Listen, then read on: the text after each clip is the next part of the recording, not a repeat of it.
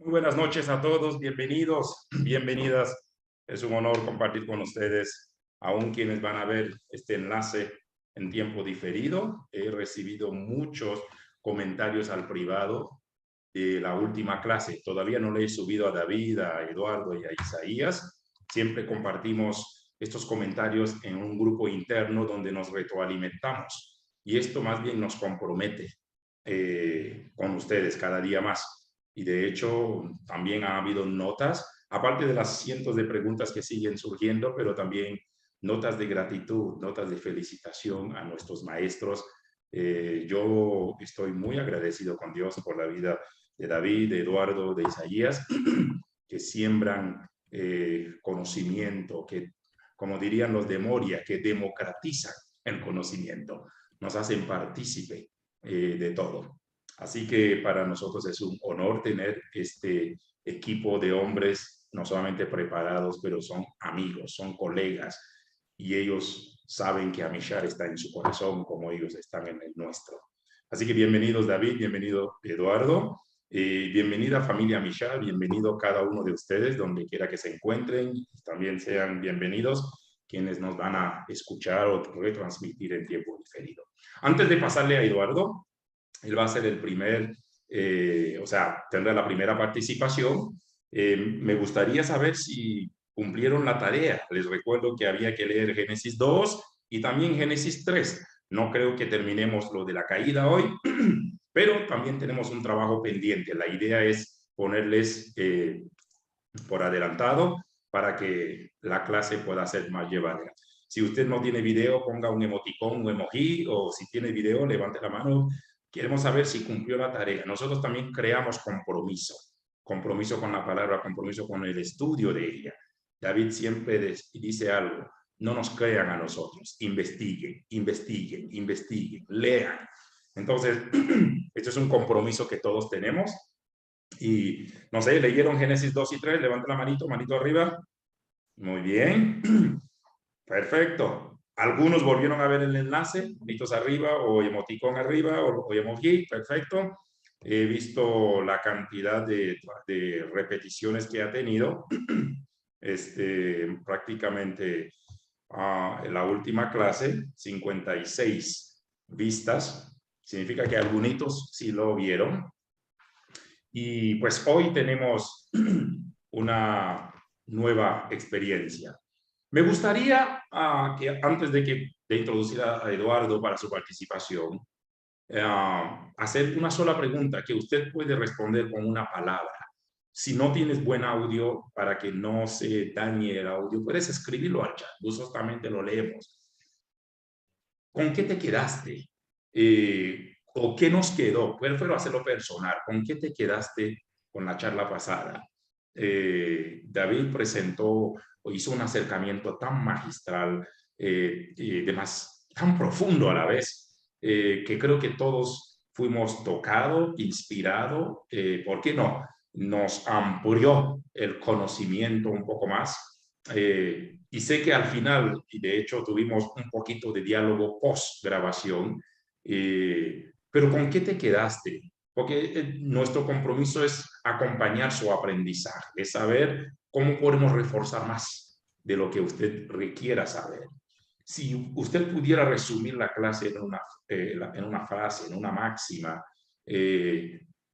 ¿cuál fue el mensaje que usted abrazó personalmente luego de la clase del día jueves? Puede, ya te doy, mi querido Juan Quispe, que creo que levantó o sea, conectó su dispositivo. Si alguno no tiene un audio, escríbalo al chat. Todos lo estamos leyendo, no lo hagan al privado, salvo que sea algo muy privado. También si quieres hacer preguntas al privado, a los oradores, sea David, a Eduardo, a mi persona, puedes hacerlo. Si crees que es una pregunta o un comentario que nos viene bien a todos, puedes hacerlo donde dicen todos o everyone. ¿Ok? Porque algunas veces hacen una pregunta al público, pero me lo mandan directo a mí. Y si sabes que lo voy a leer, salvo que no quiere que mencione su nombre. No tengo lío con eso. Pero queremos acompañar su proceso de enseñanza-aprendizaje. ¿Con qué te quedaste? ¿Qué fue revelador para ti? ¿Qué fue novedoso para ti? ¿O cuál fue el mensaje para ti? Mi querido Juan, creo que activó su dispositivo. Bienvenido.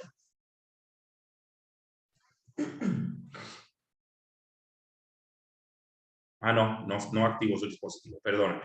¿Algún comentario? Pasa que puse mi mouse sobre esto y apareció la manito arriba. Pensé que era su dispositivo activado. Muy bien, ¿algún comentario? No vamos a forzar por si acaso. Queremos creer que se entendió, que no quedó cabos sueltos. Es más por eso, por si acaso. No por forzarles a hablar, aunque nos viene bien escucharles a ustedes, porque también hemos dado mucha información, mucha información. Y queremos saber cómo están procesando tanta información. ¿Algún comentario, alguna participación, alguna pregunta? El doctor Javier Márquez dice, ok, hombre y mujer somos iguales ante Dios. Muy bien, gracias. Del dispositivo de Márquez Flores. Muy bien, ¿algo más? Comentario o aún pregunta si surgió o dejó una duda, una pregunta pendiente. Yo iba a empezar con esa temática en la primera parte de la discusión de esta noche. Entonces, ¿qué te parece si de una vez emprendes vuelo, papi? Listo. Voy a dejar, Bueno, ¿quieres el coanfitrión? ¿Tienes alguna imagen? También, sí, también. Con Sí. gusto. Jackson dice, juegas Dios. A ver, lo siga bendiciendo. Para mí fue novedoso y revelador lo de Adán. Bueno, permítame, ¿puedes hablar, Eduardito, mientras yo te estoy poniendo como coanfitrión? Ya, sí. bienvenido, Bueno, amigo. buenas noches con todos. Un gusto. Bendiciones. La semana pasada que lo escuchamos atentamente a David, nos dejó la mesa servida en lo teológico. Hizo toda una reivindicación desde la Escritura en relación al papel preponderante de la mujer. Y esa base teológica creo que conmocionó a más de uno. Yo en esta noche quiero hacer una especie de continuación de lo que David hizo, no tanto en lo teológico, porque lo teológico me parece que quedó, o lo bíblico teológico quedó perfectamente establecido, sino más bien en lo teológico pastoral, en cuáles son las repercusiones, cuáles son las aplicaciones de esto que se logró establecer la semana pasada, porque si no, eso queda simplemente en un canto de sirena, ¿no? O como una especie de encantamiento de serpiente, que es lo que debe hacerse adrede de aquí en adelante, que es lo que debe hacerse de manera intencional para que de verdad ese ideal que se planteó, o esa verdad que se planteó, de que la mujer está en igualdad de condiciones, sea algo que se note, ¿no? Que se evidencie. Una de las cosas que a mí me llama la atención en el texto bíblico es que, si bien es cierto, si hay memorias bíblicas de reivindicaciones de mujeres, está Judith, Esther, Ruth, Rahab, Débora, etc., esa reivindicación se da dentro de un contexto que todavía es eminentemente machista. Entonces quiere decir que a la mujer le cuesta trabajo ser reconocida como tal. De hecho, las traducciones, como bien hemos dicho varias veces, no ayudan tampoco. Pero yo temo que así como a la mujer en el tiempo bíblico le costó trabajo dejar una memoria de reivindicación que sí existe, por cierto, hoy, siglo XXI, siglo de las luces, con todo el adelanto en muchas teorías de tipo humanas y psicológicas, de todas formas sigue siendo cierto que a la mujer le cuesta trabajo ser una figura principal o preponderante. Y eso nos atañe a nosotros como iglesia, porque si a veces cuestionamos que en el ámbito de lo general las mujeres no tienen un reconocimiento, eso también se nota en la vida de la iglesia. Y se nota más de lo que uno creyera que se debe notar. Se nota, es evidente. Y como alguna vez hablamos con David, se nota incluso en los que dan discursos sobre mujeres. Hay quienes hablan de la reivindicación de las mujeres, pero ellos mismos no reivindican a sus propias esposas o sus propias hijas. Entonces la pregunta al aire, no sé si quiera David continuarla, o los demás que están aquí, los demás contertulios, la pregunta al aire, ¿qué es lo que debemos hacer intencionalmente para que esto no quede en teología, sino para que quede en práctica, para que sean cuestiones prácticas. ¿Y qué deberían, según el criterio de las mujeres, qué se debería hacer al interior de los hogares y al interior de la iglesia para que la mujer tenga un lugar de preeminencia? Ahora, ojo, con lo que voy a decir, yo pongo un marco de referencia. Yo no soy de los que creo que debemos irnos al extremo del feminismo, porque se podría interpretar, ¿no? Porque el feminismo para mí a veces es una especie de machismo disfrazado, o a veces es también una especie de resabio por llegar a hacer algo que no me corresponde. Yo creo que el feminismo bien entendido debería ser o es, no otra cosa, que ese espacio que la mujer no es que se ganó, sino ese espacio que la mujer le pertenece y ahora lo está ocupando. No es ese espacio de controversia, no es ese espacio de conflictividad. Yo no soy muy amigo de las teorías que dicen, bueno, la mujer ahora es la que es el cuello que mueve la cabeza. Son cosas a veces románticas y líricas. Así es. Creo que la mujer simplemente es alguien igual al varón, con características biológicas diferentes, psicológicas diferentes, emocionales diferentes, incluso profesionales diferentes, pero que el problema con ella es cómo permitimos que ella muestre su valor. Y no hablo de valor en términos de fortaleza, no hablo de valor en términos de coraje, porque en ese sentido la mujer nos lleva ventaja, ¿no? En términos de valor nos lleva ventaja. Incluso me llama la atención que el propio texto de Jeremías, de Proverbios 31, donde el traductor dice mujer virtuosa, los hebraístas dicen que debe ser mujer de vigor, mujer fuerte. Entonces, si es por eso, la mujer nos lleva de largo y tendido. Hablo de valor en cuanto a valía. Ahí es donde yo veo que tenemos que trabajar. Entonces, abro la mesa de la discusión para que conversemos un poquito de eso. Así es. Gracias, Eduardo. Y antes de que David diga algo, ahí sí entro una pregunta para complementar y para discusión de todos, ¿no? Es decir, cualquiera de ustedes podría hacer un aporte. Es una de las preguntas que trato de entender que se hizo. La igualdad varón-hembra. Sabemos que desde el punto de vista quizás teológico o desde la formación, como lo que planteó David, parece algo tan sublime. Sabemos que desde el punto de vista social hoy en día hay todo un, no sé, pero a la luz de la Biblia, a la luz de la creación o del mensaje de Génesis 2, igualdad varón y hembra, ¿cómo se podría? Y como digo, el valor es ineludible. Claro, el valor es idéntico, no hay que darle más valor a un hombre y menos a una mujer o viceversa, no hay tal. Pero la palabra igualdad quizás se puede ampliar en diferentes áreas. ¿Cómo se puede asumir? ¿Cómo se puede entender? ¿Cómo se puede abrazar como desde el mundo de la fe, del mundo evangélico que somos? David, no sé si puedes... no, tu look es impresionante hoy. No, no me puse, es él. Buenas noches a todos, a todas. Sí.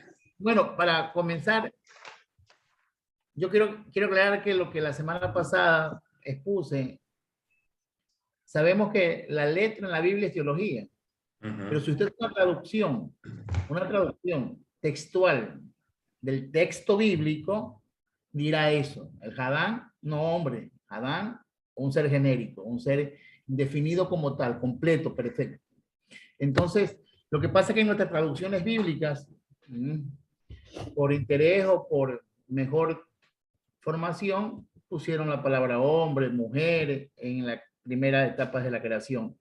Pero lo que ustedes pueden hacer es verificar si lo que la semana pasada se dijo no está en el texto. Yo hablé del texto como tal, ¿no? Me guía el texto, ¿no? Más allá de lo que creamos nosotros hoy o lo que nos han planteado en la iglesia, yo me guié con lo que dice el texto. Bueno, en la cuestión de igualdad, yo creo que siempre lo he dicho en mis conferencias cuando hablo sobre este tema, y lo dijo bien claro Eduardo, que la fábrica de machistas son las mujeres. ¿Sí? ellas pelean por una igualdad, pero cuando tenemos que hacer alguna cosa juntos o subirnos a un carro, el hombre tiene que abrir la puerta porque es caballero, es decir, ella no puede Tiene que darle hacer el fuerza asiento porque porque es es dama. mujer. Porque inconscientemente entonces, ella misma pierde en la igualdad, ella misma Así pierde en es. la igualdad como tal por el caballerismo, ¿no? Pero está bien, es nuestro proceso cultural. Pero yo se digo siempre que el feminismo es simplemente es cuando tú coges una botella de soda y la bates y le pones un tapón. Entonces, abres el tapón y la presión sale. Las feministas son la presión de tantos miles de años, la mujer oprimida, y ahora que se abrió el tapón, salen chispeando y haciendo cosas y diciendo cosas que no son. El perfecto arquitecto del universo, como lo dije esta semana románticamente en uno de mis escritos en Facebook, el arquitecto perfecto ya tenía todo planeado. Y cuando el perfecto arquitecto se encarna, lo primero que hace a la mujer no es salvarla. El plan de salvación de Jesús no es salvarla, sino primero equipararla, porque no podía estar delante del altar ni estar en sacrificio. Por eso que Pablo pudo decir que Jesús es el prepucio, ya no somos circuncidados de manos, sino de corazón. Entonces, por tanto, las mujeres que tienen también corazón y aceptan a Jesús, tienen la circuncisión, por lo tanto, ya tienen el pacto para ser igual que el hombre. Volvió al altar. Jesús lo que hace con la mujer primero es equipararla, igualarla, ¿sí? Después, en el proceso de salvación salvífica, hace la redención. Pues y eso es algo que llevará un tiempo acá explicarlo, pero la mujer tiene que ser agradecida a través de Jesús porque Jesús la equiparó, la igualó, igual que era el hombre en aquel tiempo. Por lo tanto, Pablo pudo decir, ya no hay hombres ni mujeres, ni ricos, ni pobres, ni libres, ni esclavos, todos somos uno. En esa palabra uno, igualó sociedades y igualó. Pero en la cuestión de igualdad, yo creo y creo que es mucho, es más que todo cultural. Es más que todo, el problema de la igualdad en la iglesia es el resultado de la sociedad y la educación de cada persona. Depende de la cultura de la persona, ¿sí? De la capacidad intelectual que uno vaya formando en el camino educativo, en el camino de conocimiento, uno puede darle el espacio a quienes lo corresponde porque no competimos. Sí. El hombre tiene problemas con la competencia de las mujeres. No competimos, cada uno hace el papel que debería hacerlo. La mujer quizás más detallista. Por ahí hay una estadística que la mujer tiene menos accidentes que el hombre, aunque maneja mal, dice, ¿no? Ella tiene menos accidentes de tránsito y menos multas. Entonces, yo creo que el problema de la igualdad no se halla, el problema no se da en la Biblia, ¿no? Se da en la cultura de cada persona, ¿no? No es bíblico, no es teológico, es más que todo personal. No sé si... Cerraste con algo, cultura de cada persona, porque creo que todos aquí conocemos familias, matrimonios, parejas que tienen claro el panorama, quién es quién en el hogar, la postura de cada quien, la posición, el privilegio que tiene cada quien. Y tú usaste otra palabra, no compiten, no compiten. Entonces, creo que y este es un tema cultural personal, porque ni siquiera es cultura de una nación o de un país. Nos dicen en la antropología que la cultura es un modo es como decir, la cultura haitiana es una cultura de pobreza. Pero curiosamente, me fui con mi hermana a comprar unas camisetas y en la etiqueta aparece hecho en Haití y vendiéndose en los Estados Unidos. Entonces yo digo, no es que mi país es pobre, o sea, no que es el país más pobre del hemisferio. Mi hermana no me creyó. Le dije, mami, mira la camiseta. Dice hecho en Haití. Y dijo, no, y puso el lente. Y se supone que nos dicen que la cultura haitiana es la más pobre del hemisferio. Aquí hay una cultura personal. Si se tratara de esto, como la cultura de pobreza, la cultura está en cada corazón, en cada mente y en cada vida. Es lo mismo que se aplica con esa famosa ideología del género. Hay un problema de cultura personal. Y luego hay que subir un poco a la familia, la cultura aprendida a través de la educación y quizás salpicando a la cultura nacional. Pero la cosa está aquí, la cosa es privado de cada quien. Gracias, David. No sé, Eduardo, te vuelvo a pasar la batuta si quieres provocar algo más. Y si algunos de ustedes tienen un comentario, una participación, de hecho, Eduardo abrió ese telón para eso, ¿no?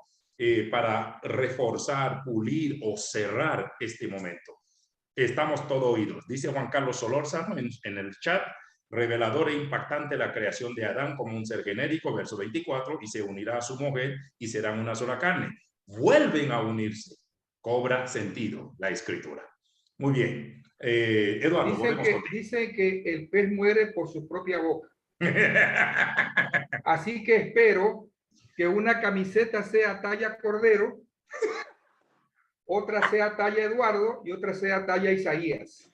Ok, Cordero sería elefante. 2X nomás ahora, 2X. 2X. Él es la talla, la mamá de la mamá de la mamá de la mamá de la mamá de la mamá. Bueno. Ok. Sí, yo sigo, está bien, me parece excelente lo que han dicho. Entonces, por ejemplo, cuando David trabajó la semana pasada el término Adán, ¿no? Adán. Me parece interesante porque el término alude a la composición misma de la tierra, ¿no? Barro, la tierra. Ambos tienen la misma composición química, la misma composición física. No hay nada diferente entre el uno y el otro. Es la cuestión cultural la que ha hecho que tengamos tantas diferencias. Entonces viene la otra pregunta. ¿Cómo lograr ir disipando o mitigando ese machismo tan acentuado que hay en las mujeres más inconscientemente, ya lo dijo David hace un rato, pero en los varones más intencionalmente, porque seguimos legitimando ciertas posturas, seguimos legitimando ciertas prácticas, seguimos validándolas, y seguimos haciendo esa diferenciación muy clara. Fíjate un fenómeno interesante, que yo la semana pasada no lo pude mencionar. Hablemos solamente del caso latinoamericano. En Latinoamérica, si uno observa la geografía nuestra, la mayoría de mujeres cristianas son personas que se dedican a cuestiones eclesiales, yo no digo menores, pero cuestiones eclesiales que son propias de la logística de la iglesia. Pero no tenemos antropólogas, no tenemos sociólogas, no tenemos etnólogas, no tenemos teólogas, no tenemos biblistas. ¿Por qué? Incluso los seminarios, cuando forman a las mujeres, las forman para que sean esposas de pastor, para que sean diaconisas. Algunas terminan siendo diablonisas, es cierto también, pero diaconisas, esposas de pastor, misioneras, pero nada que tenga que ver con el cultivo del pensamiento, con el cultivo de la reflexión. ¿Por qué? Porque ese espacio de disentimiento, ese espacio de diatriba, ese espacio de discusión, solamente es propio de los hombres. ¿Cómo nosotros podemos intencionalmente ir formando a la generación que tenemos en nuestras manos, nuestros hijos, nuestros nietos, para que ese ciclo, ese círculo perverso se rompa? Porque si no, van a pasar 20 años y seguiremos hablando. Fíjense, este tema de la reivindicación femenina se viene hablando desde hace muchísimos años atrás. Y es poco lo que se ha podido hacer en términos prácticos. Entonces, yo sé que aquí no vamos a tener todas las respuestas, pero por lo menos me gustaría dejar esa provocación para ver qué podemos hacer en las currículas de estudio nuestros, en los ministerios que desarrollamos, en la forma en la que trabajamos con los niños, con adolescentes, con jóvenes, con la gente adulta. ¿Cómo hacemos? Hay un cambio que debe ser un cambio primero epistemológico y luego de paradigma. Una nueva forma de concebir la vida de la iglesia. Y creo que eso va a generar que haya un gran cambio cultural, ¿no? Que el eje se transfiera a otro sitio, no al sitio en el que está ahora. Porque seguimos perpetuando a la mujer como alguien que acompaña, como alguien que se preocupa de la logística, pero como alguien que piensa, que reflexiona, que dice cosas sentidas, que lidera, que gobierna. No. Mira, hace algunos años atrás, y con esto termino esta parte, se habló de que en el griego, cuando se dice junia, que intencionalmente se pone el nombre en forma femenina, realmente, perdón, en forma masculina, realmente es un hombre y cumple funciones de liderazgo. Sin embargo, las traducciones siguen insistiendo en ponerla como que fuera un varón. Para quitarle su carácter. Y otra cosa interesantísima que le escuchaba en estos días es que el término diáconos, o la traducción femenina que es diaconisa, no tiene nada que ver, en lo absoluto nada que ver con algo que podría llamarse en esa época una función menor. La diaconisa, si pudiésemos poner en términos de jerarquía, era un pastor. O era un gobernante, era un líder, como cualquier otro. Sí. No había distinciones ministeriales. Creo que David también lo dijo la semana pasada.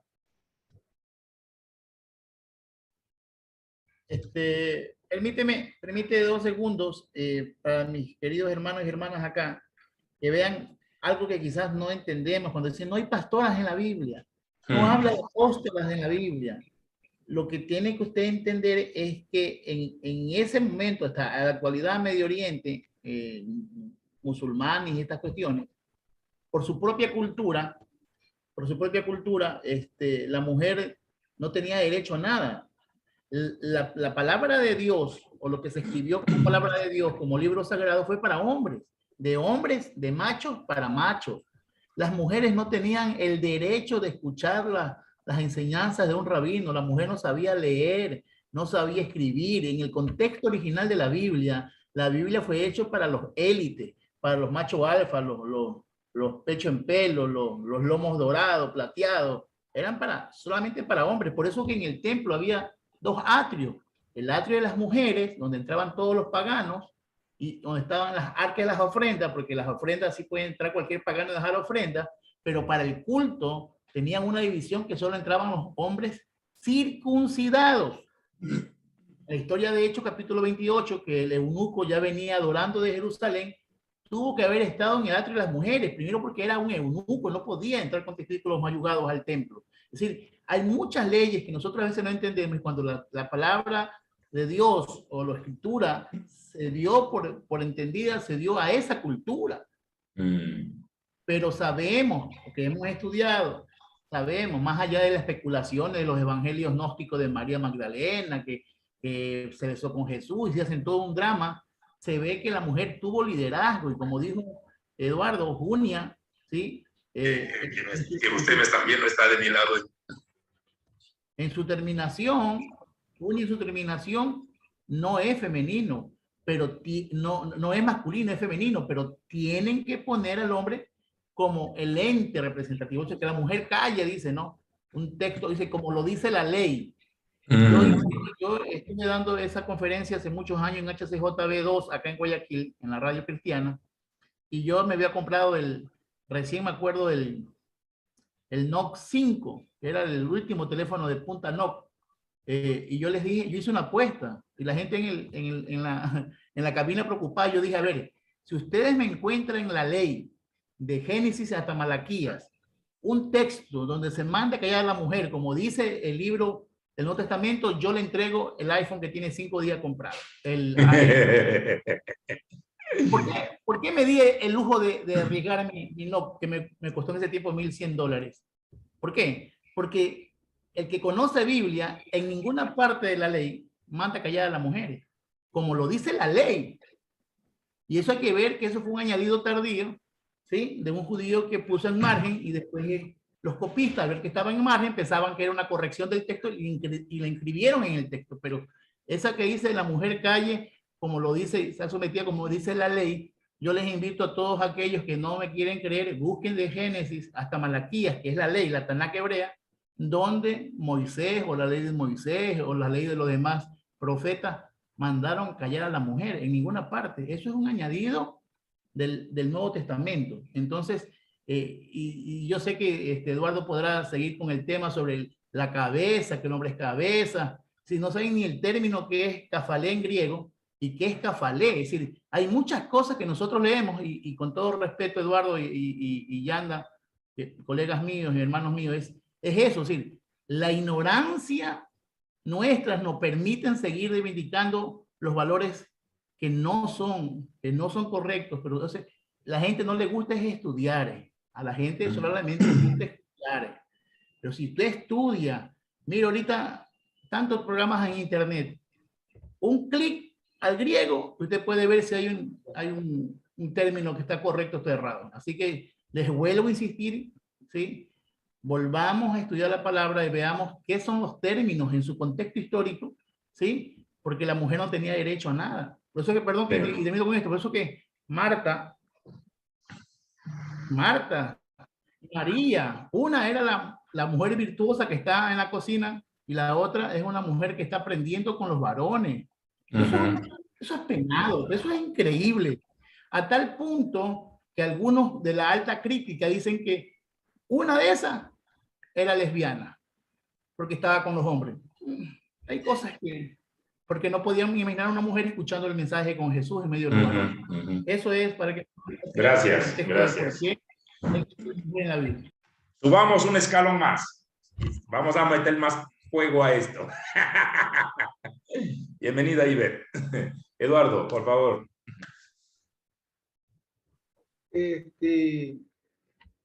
Yo soy de los que pienso, como dije hace un ratito, que tenemos que intencionalmente hacer algo en nuestro programa de estudio para que estas cosas que parecen insignificantes o que parecen menudas o menores sean ya cuestiones establecidas. Por ejemplo, cuando David menciona el término kefalé, cabeza, se sigue diciendo que cabeza en el sentido de alguien que dirige, de alguien que va adelante, ¿no?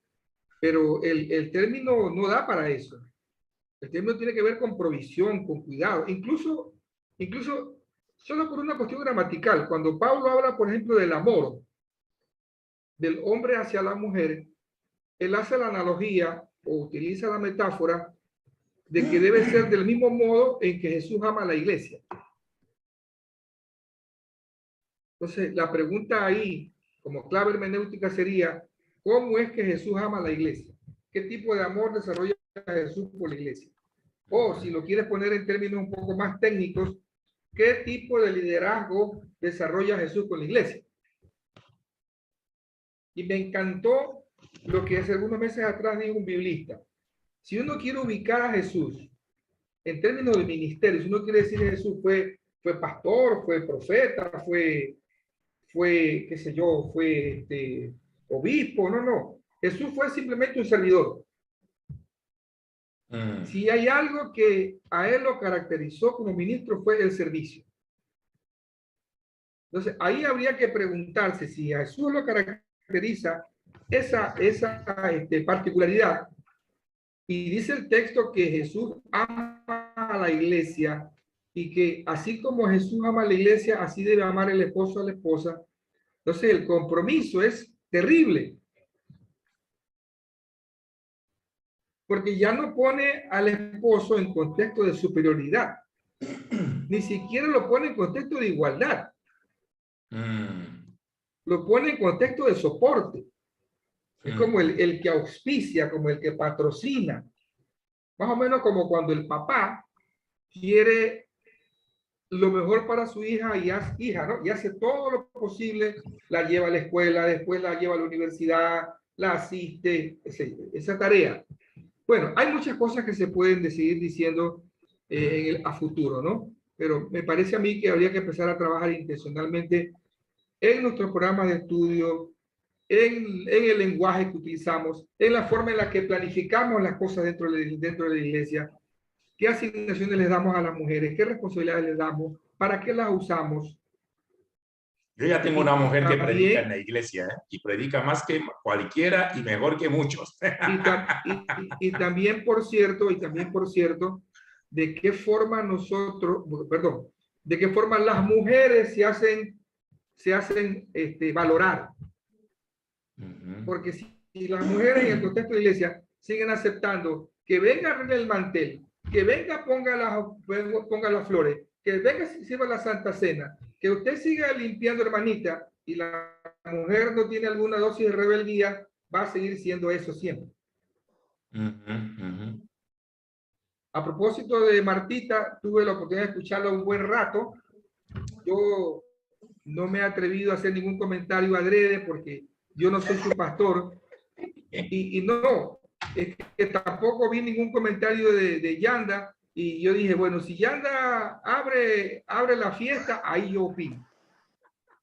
Pero como él no la sacó al baile, entonces yo no opiné nada, ¿no? Al privado, al privado.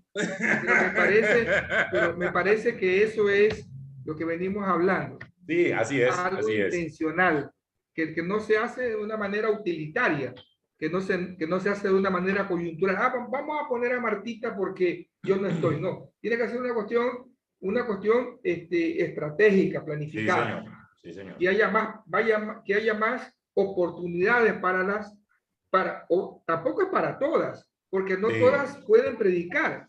No, tampoco estoy demeritando a nadie, porque también vamos a caer a veces en esa especie de novelería, que todas queremos predicar, todas queremos profetizar, todas queremos expulsar demonios, todas queremos ungir. No. Cada quien lo que le corresponde. Sí, así es. Si Martita tiene ese ministerio, que lo desarrolle. Sí. Hay otras más que lo desarrollen. Y otros desarrollarán otros ministerios. Así es. Es como hablábamos, ¿no? Propósito, ¿no? Cada quien tiene su propósito, lo que Dios le llamó para hacer. Gracias, Eduardito. Seguimos contigo. No sé si estamos listos para subir al Génesis 3 de la caída o todavía hay temas pendientes en Génesis 2. ¿Puedo yo hacer una acotación? ¿Quién está hablando? Yo, Denis Chávez. Denis, perdón, no te vi, es que estoy mirando dos pantallas. Perdón. Ya, ahí. Bienvenido, Denis, gracias. Está prendida la cámara. Bueno, ahí justamente aquí estamos con mi esposa y estamos viendo un versículo de la Biblia, ¿no? En este caso es de Proverbios. Proverbios 31. Proverbios 31, versículo 18, en la traducción de Reina Valera. Dice, ve que van bien sus negocios, su lámpara no se apaga de noche. O sea, refiriéndose a la esposa. Entonces aquí se puede ver que realmente si la esposa es o debe estar involucrada también incluso en los negocios de la familia, ¿no? Ajá. David se ríe. A ver, hombre, suelten la chequera. David, ¿vas a decir algo a Denis? Lo que pasa y es apagó la cámara porque la esposa le dijo, ya, apague. Pues se lo miran mucho, pero bueno, escucha. Ya volvió. A ver, la barba es sexy. Queremos verte a ti y a tu esposa en la pantalla, ya que dijiste que tu esposa y tú estaban leyendo. A ver si esto es tuyo o tu esposa o de los dos. Así como Giancarlo bien educadito al lado de su esposa. Ahí está, así te vimos, vale. Mira, y el nene en el medio. Chido. Pastor, si David, continúe. ¿Es bueno que el hombre afloje la chequera? Pastor, si me permite. Ya, dele. Dale, Freddy. No, Freddy. No, ya nada. ¿Cómo? Para cambiar de tema. Freddy, estás congelado. No sé si para los demás, pero para mí sí. Para todos. Ya. Sí, estoy. Ya.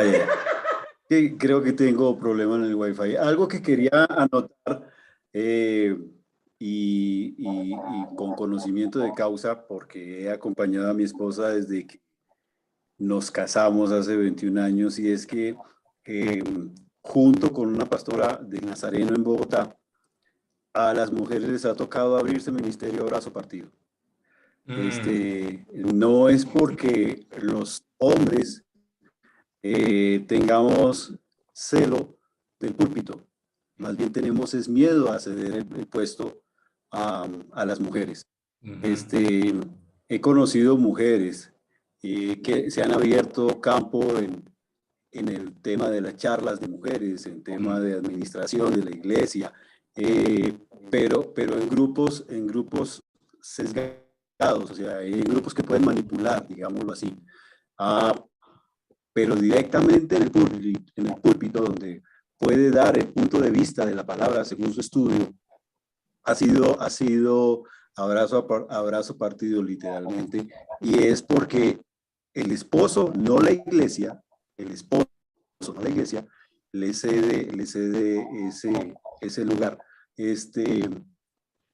que no aplica a nuestra iglesia cristiana, Michal, porque en este caso es el amigo, el pastor, nuestro consejero, el que ha visto las capacidades histriónicas de estudio y todo este rollo que envuelve el desarrollo pastoral que le has podido dar a mi esposa. Pero es un concepto también muy latinoamericano de idiosincrasia, que es abrazo partido por el celo, yo creo, por el miedo también de que el hombre ceda el púlpito, porque el hombre cede el púlpito a otro hombre sin ningún problema y le da credenciales y hizo media hora de este hombre hizo esto y esto y le da permiso y su bendición para subir.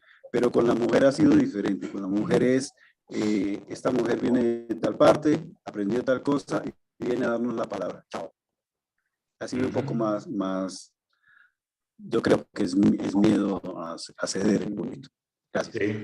Gracias, Freddy. Gracias. Y créame que el próximo año vas a ver algunos cambios con el obispo Cordero, el obispo La Rochelle, algunos eventos donde tendremos la bendición también de empoderar y de equipar públicamente, no solamente a hombres, sino también a un buen grupo de mujeres con el llamado de Dios, pero con la preparación, con la vocación, y porque también como iglesia reconocemos espectacularmente el impacto, la labor, el ministerio y, ¿por qué no?, el llamado que Dios ha hecho a muchas mujeres de nuestra iglesia en algunos ministerios. Yo creo que todas son llamadas, pero hay gente que tiene ministerios específicos en algunas áreas y como iglesia queremos también honrar eso y reconocerlo, empoderarles públicamente delante de Dios, delante de la congregación y aún para Mishar Global.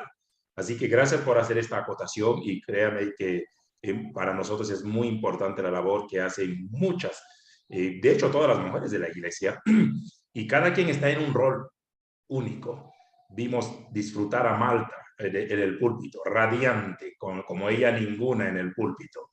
Hasta tú hiciste un comentario acerca de tu propia esposa, se vio lindo eso y te agradezco. Y creo que hay muchas mujeres más en la iglesia que Dios ha equipado de una forma espectacular. Por eso, como con David, Eduardo, Isaías y yo, sobre todo con David y Eduardo, más que ese tema, este espacio de discipulado es un semillero. Es una oportunidad única de no solamente poder sembrar recursos, conocimiento bíblico, teológico, porque destreza no estamos dando a nadie, pero por lo menos darles unos recursos más en la palabra, que cada quien aterrice a su contexto, a su llamado, a su vocación. Y nosotros lo que hacemos es darles los fundamentos, porque creemos que este grupo que está aquí es un grupo especial, es un grupo espectacular y es un grupo que Dios ha puesto este compromiso para seguir aprendiendo de la palabra, ¿no? Gracias, Freddy. David, ¿ibas a decir algo? No, al verle... A ver, ¿quién me iba a hablar? Y el maestro Cordero puso el mal ejemplo porque escribió el capítulo que faltó del Cantar de los Cantares. Se mandó un poemazo a favor de Zuli, pues sensacional, ¿no? Si vieron el Facebook de David con su reventó el Facebook. Con ese elogio, mis respetos. Toca yo. Claro. No, yo al ver el internet que está mal de Freddy, me acordé de la clave de tu iglesia, ¿no? Pague primero el diezmo. Yo creo que estás fallando con esta clase, porque se traba por tu culpa vamos a cambiar la clave ahora. Porque eso está grabado y eso está en Zoom, esto está en el canal de YouTube. Freddy, te comprometo a hacer el cambio mañana mismo. Entonces, para contestarle a mi hermano que me precedió a Freddy, yo creo que a veces, y está bien, ¿no? Y yo no creo, y como siempre hemos discutido entre amigos, yo no creo tener la última lectura de la Biblia, pero si vemos con lupa, Proverbio 31, para mí, y perdónenme que sea así, para mí es una ofensa hacia la mujer. La mujer piensa que ser mujer virtuosa según mi mujer, en el Día de la Madre le cantan mujer virtuosa, ¿quién la haya? Están ahí paradas esperando el insulto, ¿no? Es una mujer vigorosa, una mujer que se sacrifica, una mujer que que el marido está en las puertas de la plaza con los pipones viejos estudiando la ley, y ella está trabajando, ella ara, compra, ella trabaja, no apaga la vela, no come el pan de balde, tiene al marido vestido, tiene los hijos vestidos. Es una mujer en el contexto social, una mujer que para un judío dice, ¿quién la hallará? Claro, porque una mujer así, te compro a tu novia, decía una canción, te compro. Es la que hace la arepa. Claro, no sale ni a la esquina. Entonces, no habla, yo creo que hay que trabajar juntos porque... Todo, por favor. Entonces, la mujer virtuosa como tal en la Biblia, para mí, para David Cordero, para mí es como algo medio fuerte decirle ahora a una mujer virtuosa. Es lo que Jesús nunca quiso hacer, que las mujeres sean virtuosas, las mujeres andaban con Jesús. Esas mujeres andaban con Jesús no eran virtuosas, porque no están haciendo la labor de Proverbio 31. Una mujer que pasa en la calle con sus hijos siguiendo un Mesías no era virtuosa. Pero bueno, entonces más o menos para que quede ahí el compás. Lo que yo quiero volver para terminar esto y pasar siquiera a Génesis capítulo 3 es Efesios. Efesios 5:21 dice, someteos unos a otros en el Señor, en Cristo, en el temor de Cristo primero. Si no hay temor de Cristo, no hay sometimiento. Ahí se ve el nivel del servicio, como decía Eduardo. Versículo 22 dice, las mujeres estén sometidas a sus maridos, a sus propios maridos, como el Señor. Porque el marido es cabeza de la mujer, así como Cristo es cabeza de la iglesia. Y esta es la pregunta.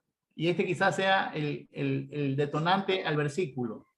Si tu marido, el que quiere ser cabeza de usted, si su marido no se comporta como Jesús, usted ponga el final. Chirun, fly. Patelo. Que no es pecado. Llévalo al Gólgota. Si tú quieres ser cabeza y manda más y gritón y reguñón en tu hogar, tienes que parecerte a Jesús. Hombre que se parece a Jesús gobierna bien su hogar y es una buena cabeza. Como Jesús fue cabeza de la iglesia.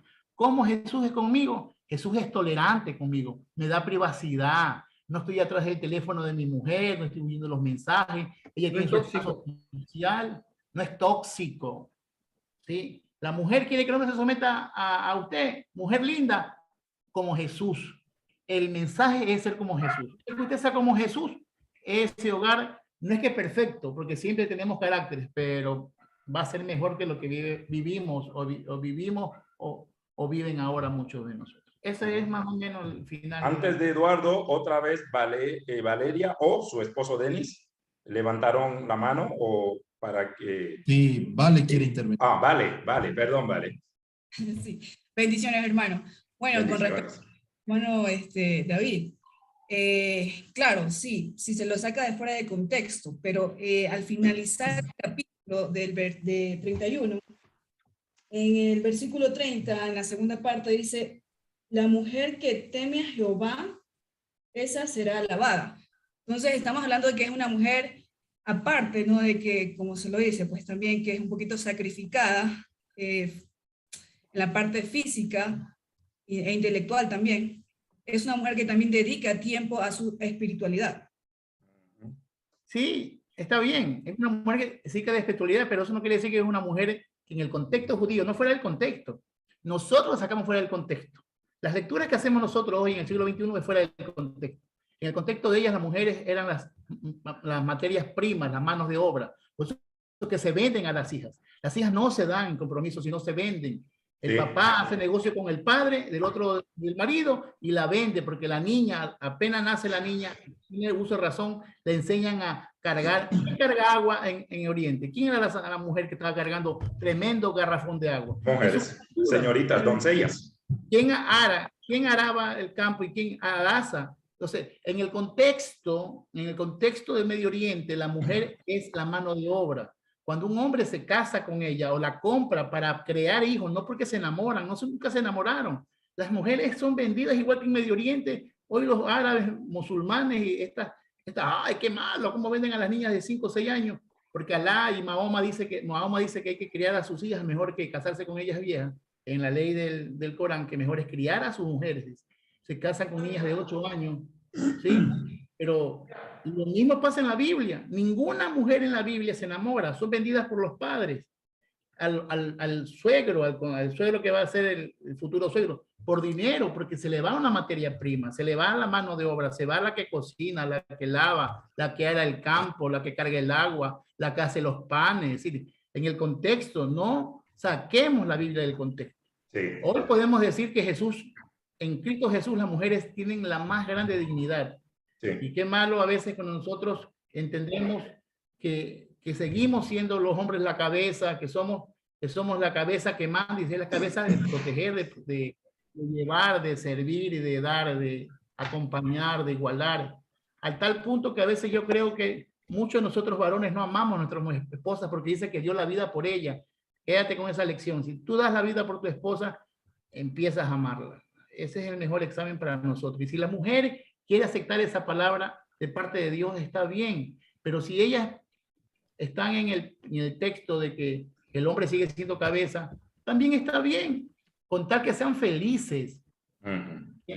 Está bien, pero no es doctrina de Cristo de sometimiento así como está. En Ecuador, en el contexto creo que indígena, ¿no? Muchas mujeres repiten esta frase. No sé si doctor Javier allá en México, en su contexto, si sabe de contextos indígenas, porque hay muchos indígenas en México donde la mujer sabe decir pegue o mate, marido es. Esta semana discutía con alguien, él simplemente decidió tocarme el tema sobre el divorcio. Le dije, mira, yo no soy casado, pero si quisiera entrar contigo a la palabra, hay parámetros para el divorcio. Vamos a llámase lo legal, lo judicial, todo eso. Y me sale con el versículo, claramente, lo que Dios juntó no lo separe del hombre. Y yo le dije, pues hay matrimonios que Dios no ha juntado, vamos a estar claros. ¿Acaso hay matrimonios?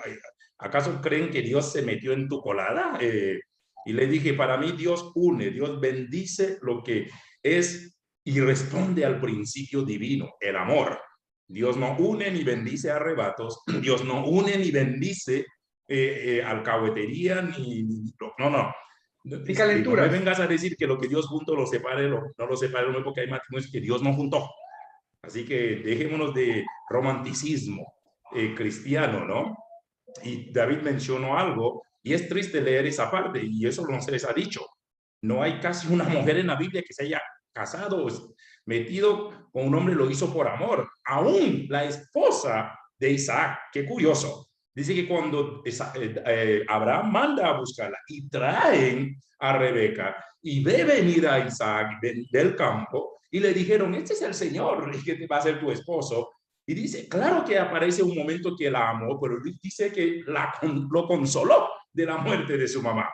Fíjate que estos detalles sueltos en la Biblia, ¿no? Que a veces uno no lee con detenimiento. Porque al fin y al cabo, cuando el siervo de Abraham fue por ella, pagó la dote. Y le pagó al papá, le pagó a la mamá, le pagó a los ñaños, le pagó a todo y le pagó hasta a los siervos. Es decir, yo no la vine a buscar gratis. Entonces, claro, cuando ella vio semejante sacrificio, entrega, emprende el retorno y cuando ve a Isaac, dice que y lo consoló de la muerte de su mamá. O sea, y lo que David dijo esta noche también es una palabra fuerte, ¿no? ¿Qué tanto las mismas mujeres que se han casado en la Biblia vemos amor? Pero tema para investigar. Como dijo David, no nos crean, investiguen, lean y que disfruten la travesía de sumergirse en el estudio de la palabra. Eduardo, volvemos contigo. O David, no sé. A estas alturas del partido no sé qué viene. Porque el tema de hoy, después de cerrar el capítulo 2, era el tema de la desobediencia. Ya estamos muy bien. Ya no digo más nada. Ya Eduardo puso su página. Amplíe la pantalla, hijo. Hasta mientras llevo 2 horas sentado aquí sin tomar agua y mi garganta me está fallando. Voy a buscar agua mientras ustedes continúen.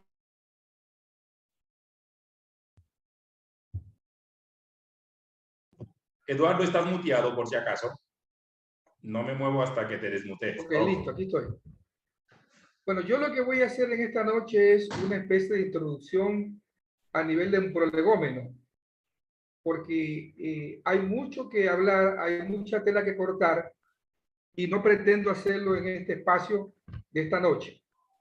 Solamente voy a dar algunas pistas introductorias para animar a la lectura, para animar la investigación y para que nos quede tela que cortar en las subsiguientes clases, ¿no? Cuando ya haya un poco más de tiempo para tratar el tema con mayor profundidad.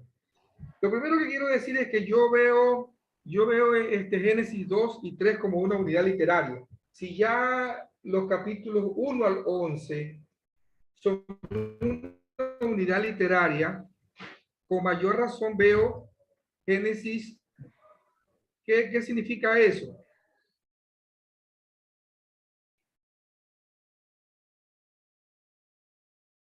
Narrativo directo entre Génesis 2 y Génesis 3. Por eso yo me atrevo a decir que no solamente cabe una lectura exegética desde un punto de vista eminentemente histórico-teológico, histórico-crítico de Génesis 3, que es el tema que nos ocupa particularmente, sino que también cabe una posibilidad de lectura sociosimbólica.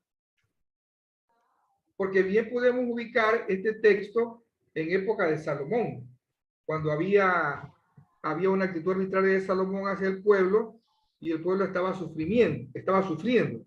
Así que bien podría decirse también que este es un intento teológico por tratar de explicar que esa teología oficial que había, que decía que la gente estaba sufriendo adrede porque era un castigo de Dios, el autor bíblico la reconstruye y dice, no, esa teología oficial no sirve. Hay otro tipo de teología y que tiene que ver con que el hombre y la mujer en sí son personas que tienen toda la libertad y toda la facilidad de poder vivir en armonía, en paz, en bienestar.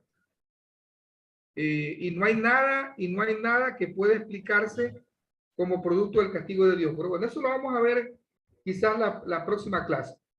Por ahora yo quiero, como decía a nivel de prolegómeno, hablar así, a breves rasgos, respecto de un personaje central en el capítulo 3. Porque generalmente cuando uno lee el capítulo 3, se centra en la actividad de la serpiente como encarnación del mal, la serpiente como la representación del mal. La serpiente, no solamente en el sentido literal, sino en el sentido metafórico, en el sentido simbólico, es un animal muy popular en la época, por cierto, o era muy popular en las religiones del cercano Oriente Antiguo, más precisamente en Egipto. Y de manera inicialmente estaba asociado a divinidades. Incluso la serpiente misma podía ser considerada como una divinidad. No solamente que se asociaba con divinidades, sino que ella misma podía ser incluso considerada como una divinidad. El término serpiente en hebreo corresponde a una palabra que más o menos pronunciada sería nahash. Y ese término nahash es un término bastante parecido al silbido de la serpiente. Es decir, cuando se inventa culturalmente la palabra, cuando se inventa culturalmente el término, se lo hace adrede imitando lo que es el silbido, el sonido del silbido de la serpiente. Nahash. Bueno, yo no soy israelí y a lo mejor la pronunciación mía no es la más exacta, ¿no? Pero nahash. Interesantemente este término, por aquello de que los términos hebreos siempre comparten raíces, la raíz de la cual se construye el término nahash es la misma raíz que, o digamos, pertenece a un campo semántico de lo que es la adivinación y el presagio. Es decir, ya la serpiente en tiempo antiguo también estaba asociada con la idea de adivinación, de presagio, de vaticinio, de anticipo de algo que iba a ocurrir. ¿Por qué? Porque la serpiente también era considerada como un elemento clave dentro de los contextos donde hay adivinación.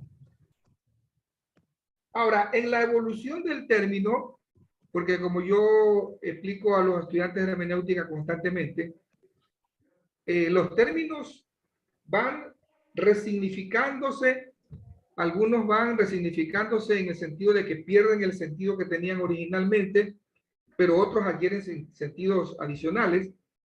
Los términos evolucionan en la medida en que pasan los tiempos y se usa el término en diferentes contextos. Entonces, en una época la serpiente era sinónimo de una cuestión salutífera, en otros contextos era considerada como un animal que proveía sabiduría, y en una época posterior se cree que la serpiente representa al diablo o al Satán o al Satanás. Y bien decía David hace un momento que cuando uno lee tiene que fijarse bien en el contexto, porque cuando uno lee sin tomar en cuenta el contexto, y sobre todo cuando uno lee de manera prejuiciada, y sobre todo cuando uno lee ya con dogmas establecidos en la mente,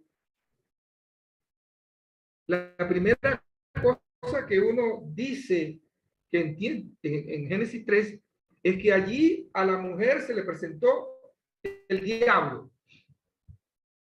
o Satanás, y que se le presentó en forma de serpiente. Pero volviendo a lo que decía hace un momentito, la serpiente antiguamente podía ser un elemento que daba salud, podía ser un elemento de sabiduría, y mucho tiempo después es que se consideró que la serpiente era una representación del mal. Sin embargo, cuando uno lee, tomando en cuenta el contexto literario, en otras palabras, si uno toma el término en función del relato, entonces se da cuenta de que lo que probablemente allí el texto está hablando es de esa sabiduría propia del ser humano, que el ser humano descubre, que le permite darse cuenta que está desnudo y que le permite obtener esa capacidad de racionalidad o de raciocinio. Vamos a ver eso dentro de un momento. Hay otra postura más, una postura psicológica. Muchos ven en ese diálogo de la serpiente con Eva, en este caso, como un reflejo de esa contradicción interna que hay en el ser humano.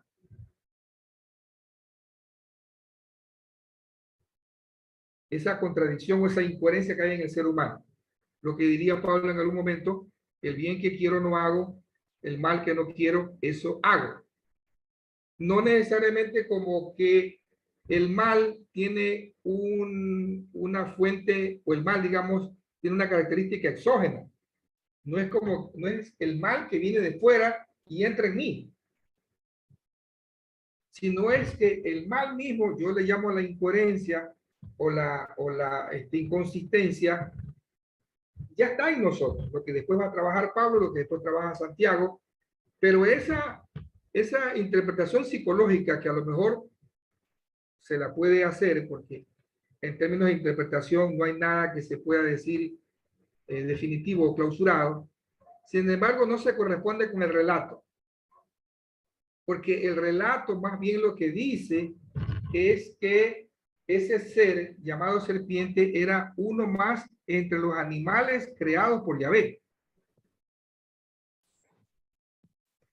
Entonces, no hay allí forma, por lo menos por el relato, ¿no? Por la teología del relato, no hay forma de decir que aquí estamos hablando simbólicamente de un diálogo interno o a lo mejor del mal que viene de fuera y entra en el ser humano.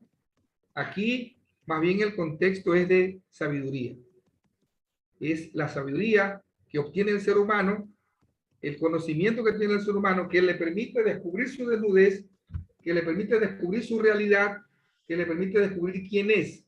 Y es interesante que cuando el texto en Génesis 3 habla de la serpiente como Nahash, dice que esta serpiente Nahash era Arum, que era astuta, que era sagaz. Y entonces allí se complica el panorama, porque si ya la serpiente uno la ve como un animal tenebroso, como un animal malévolo o maléfico, el término Arum, la Biblia dice que era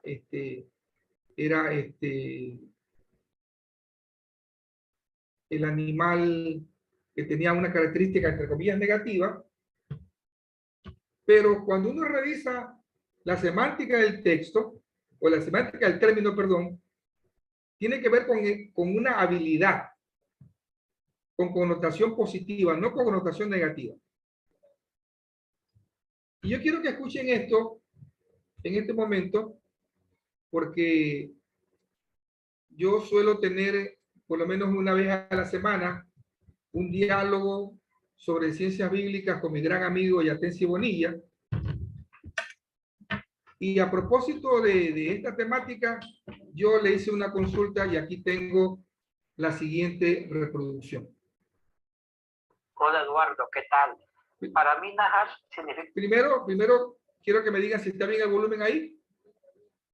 Sí se escucha, amigo. Ya, igual le voy a subir un poquito. Dale. A ver, ¿qué nos dice el experto?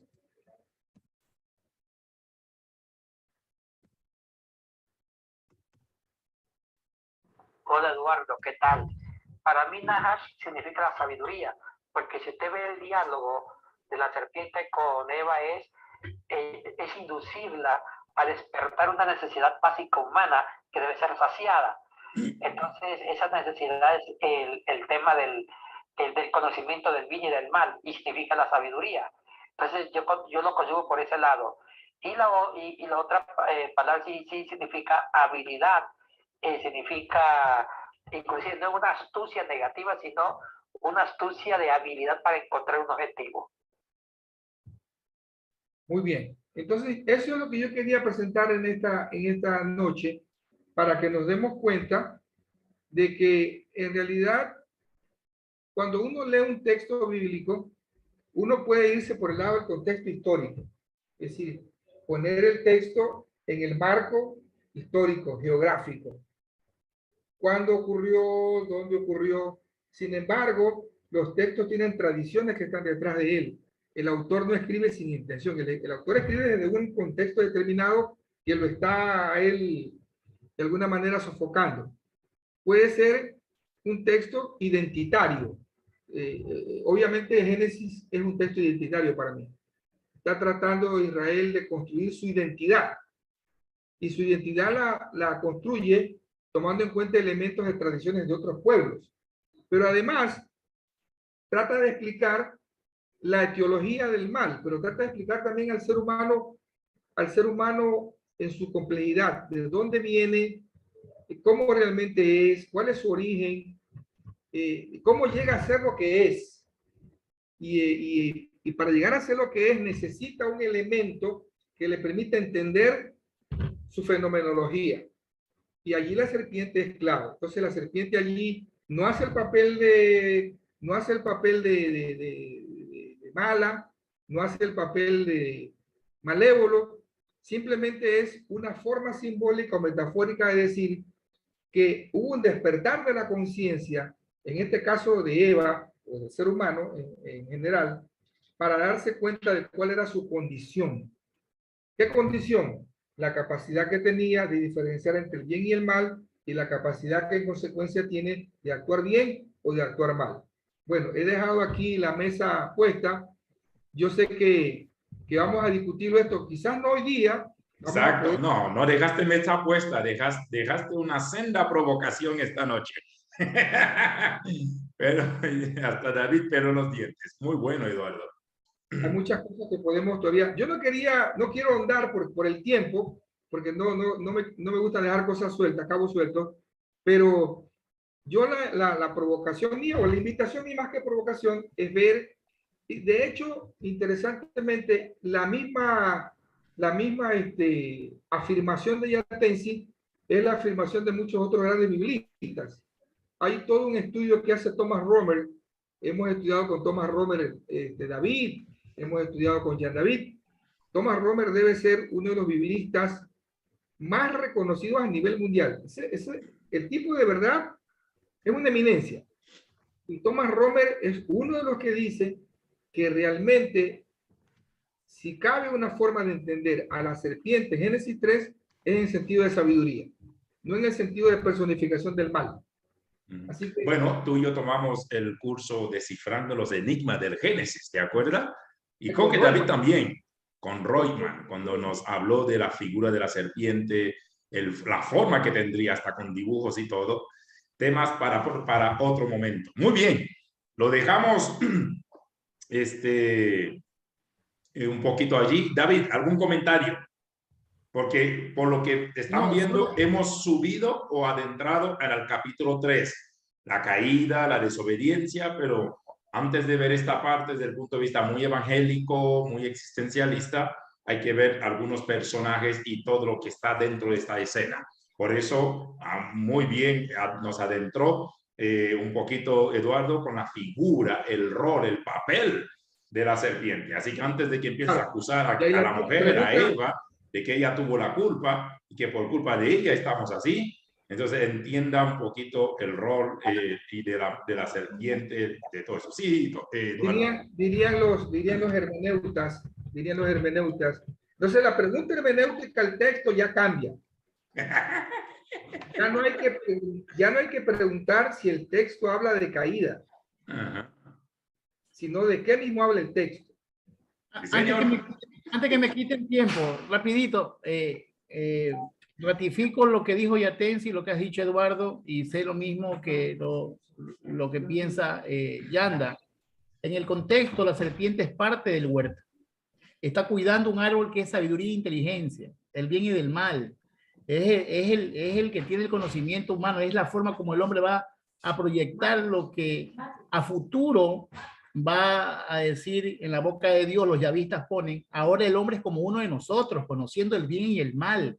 Si el bien y el mal, el conocimiento de la ciencia, la sabiduría, se la tenía que dar en el texto bíblico porque es de Dios eso. Lo que pasa es que el hombre se adelanta. El hombre y la mujer se adelanta a tomar lo que no es el momento. Entonces, el judío cuando habla de la serpiente, que le dice el serpiente, porque dice que era una figura humanoide en el contexto. Y nosotros queremos a veces hacer las cosas tan literal. Yo cuando usaba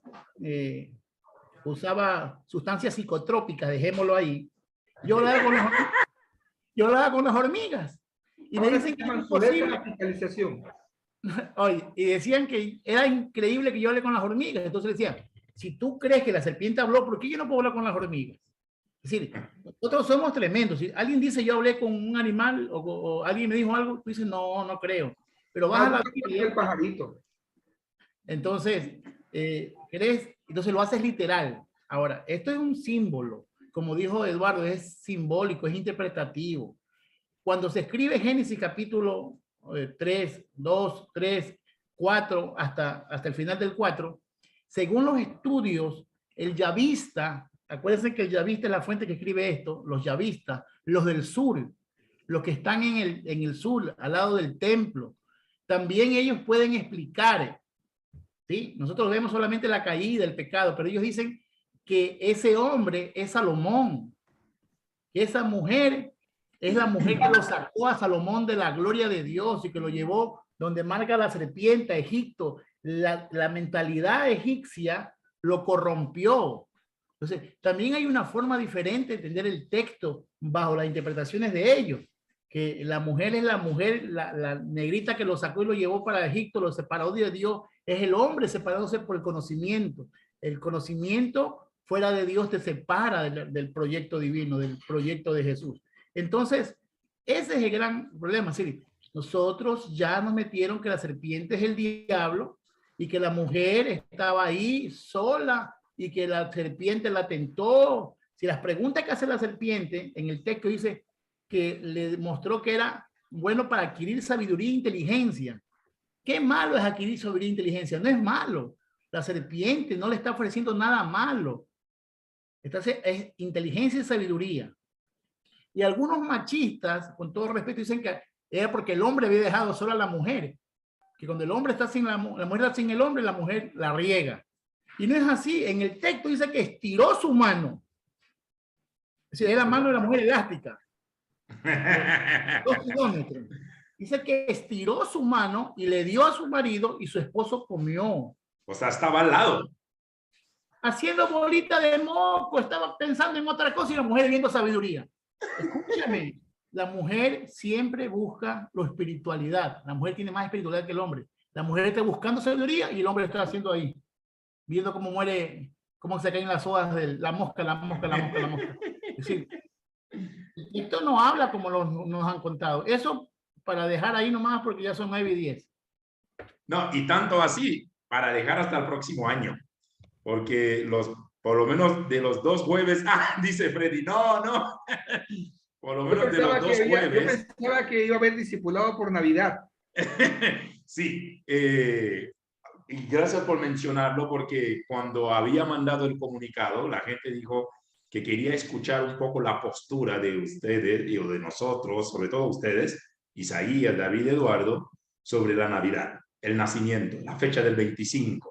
Porque el pueblo evangélico está muy dividido en el festejo. Yo recién, los últimos 2 o 3 años, tengo árbol de Navidad en mi casa. Y yo siempre les decía a la gente, tanto cuando viví en México, cuando he estado en otros países, la única razón por la cual no tengo árbol de Navidad es porque no tengo plata para comprarlo. Y la segunda, no sé cómo montar un árbol de Navidad. Pero el día que alguien me regala un árbol de Navidad, gustosamente lo voy a poner. Y llevo 3 años poniendo árbol de Navidad. Y a mí, y disfruto ver mi casa iluminada. Cuando a veces alguien llega y huele un incienso, me dice, pero el incienso, ¿este es de qué? ¿Prosperidad? ¿Amor? ¿Dinero? Le dije, no, tengo humedad en la casa, quiero que mi casa huela bien. Entonces por eso pongo el incienso. No estoy atrayendo espíritus chocareros a mi casa ni por una serie de cosas. Creo que tenemos que hablar mucho sobre los símbolos en algún momento. Entonces, lo que estamos pensando es que el próximo jueves, un debate sobre la Navidad o acerca de la Navidad. Dejaremos Génesis hasta el próximo año, porque con semejante banquete o paquete que nos ha dejado Eduardo y David, sobre todo el tema de la serpiente, porque hay que entenderlo bien antes de empezar con el dedo acusativo de caída de responsabilidad y acusativo a la pobre Eva.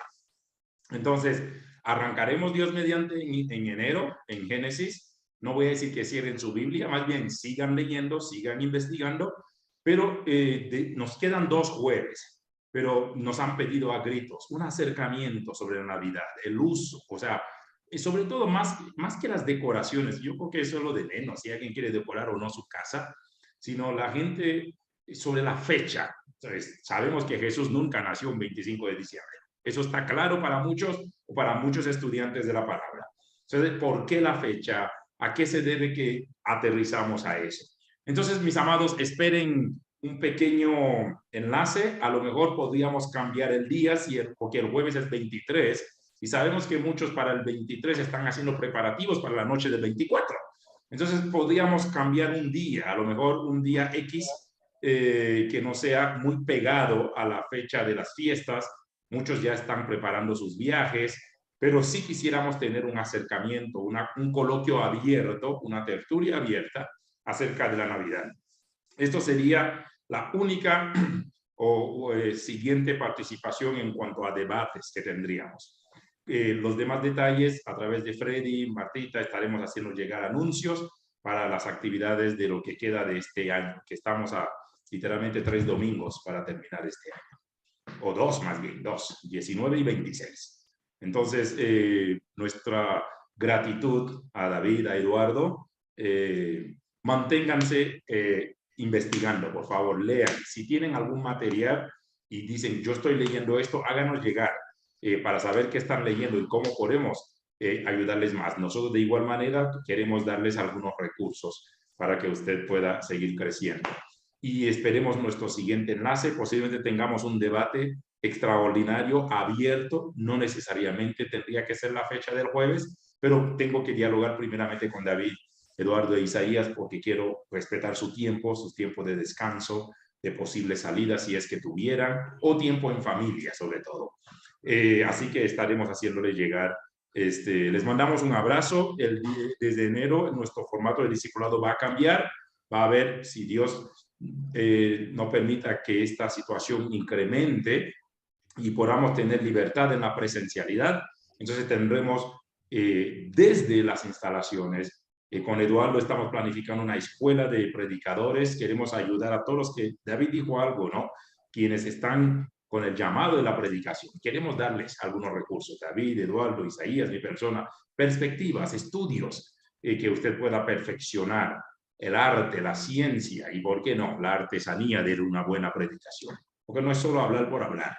Hay que ser consciente que hay vidas, hay hombres y mujeres que dependen humanamente hablando de un momento en que Dios te use a ti, me use a mí para hablar a sus vidas. Gracias, mis amados, bienvenidos, bienvenida Viviana Urdín, donde quiera que te encuentres. Yo creo que está en Columbus, Ohio, Viviana. Saludos para ella. Y también a quien más no hemos dado saludos. Por si acaso, el dispositivo Arquitecto 567 es alguien de Amishar. Es su dispositivo que le pasó así. Ya se presentó, ya me mandó al privado, ya sé quién es. Un abrazo para todos. Nos da gusto compartir esta experiencia con ustedes. Si no hay coloquio es porque no estoy en mi casa y tengo que salir. Estoy en una ventana buscando internet. Entonces tengo que salir de aquí. Así que lo siento. No tendremos más tiempo para compartir. Les abrazamos. Estemos pendientes a nuestros enlaces y nos vamos a ver presencialmente con la gran mayoría muy pronto, en cuestión de días, semanas. Con mi hermana ya para enero ya está fijo. Ya la vamos a ver. Quienes están en Guayaquil tendrán que venirse a Quito. Porque a mi hermana no se lo voy a mandar a Guayaquil, a David ni Eduardo, lo siento, tendrán que venir. Vente con Zuli.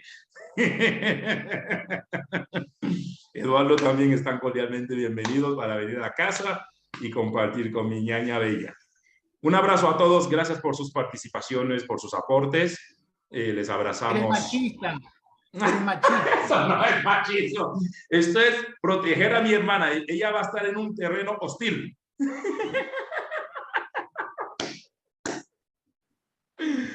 Déjame quitar la grabación. Saludos para todos. Bendiciones. Esto es tan loco.